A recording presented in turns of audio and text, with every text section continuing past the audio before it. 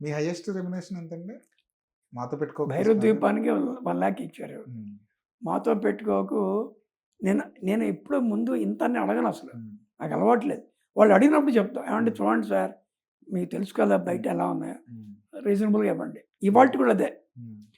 అంటే highest payment మాతో పెట్టుకోకు హ్మ్. 1,50,000 ఇచ్చారు. హ్మ్. 1,50,000 నేనే రూపాయి వాడలా.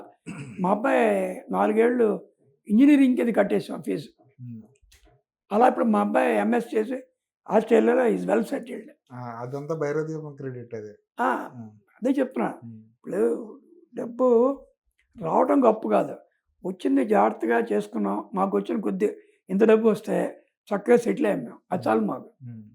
ఈటీవీ వాళ్ళు నన్ను ఆదరించారు 7 ఏళ్ళు. అది అందుకనే నేను ప్రతిరోజు కృతజ్ఞతా భావం ఎవరెవరైతే నా వర్క్ అందరూ నాకు గుర్తుంటారు. హ్మ్. అందరికి ముందు దండం పెట్టుకొని లేస్తాను. అందరూ బాగుండాలి. రెహమాన్ గారికి, కీరవాణి గారికి ఆస్కార్ వచ్చింది. మీరెలా దాన్ని చూస్తారు? నేను దాని పెద్ద అంత ఇదేమి నేను ఇవ్వనండి. హ్మ్. ఎందుకు ఇవ్వనంటే ఆ టైంకి అది భగవంతుడు ఎవరి ప్రయత్నాలు వాళ్ళు చేసుకున్నారు, తెచ్చుకున్నారు అది వేరే విషయం. అలా చూసుకుంటే ఎంఎస్ విశ్వనాథన్, కేవి మహాదేవన్, తర్వాత ఇళయరాజా వాళ్ళకి చాలా అవార్డ్స్ రావాలి. హ్మ్. కనీసం 4, 5 అవార్డ్ రావచ్చు. 4, 5 ఆస్కార్‌లు రావచ్చుంటారు. హ్మ్.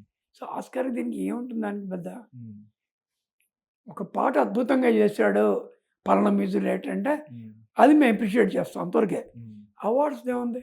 హ్మ్. అవార్డ్స్ గాని, ఈ మిగతాని పెద్ద అది నేను కొత్తగా చెప్పక అందరికి తెలుసు అవన్నీ. రైట్. రైట్.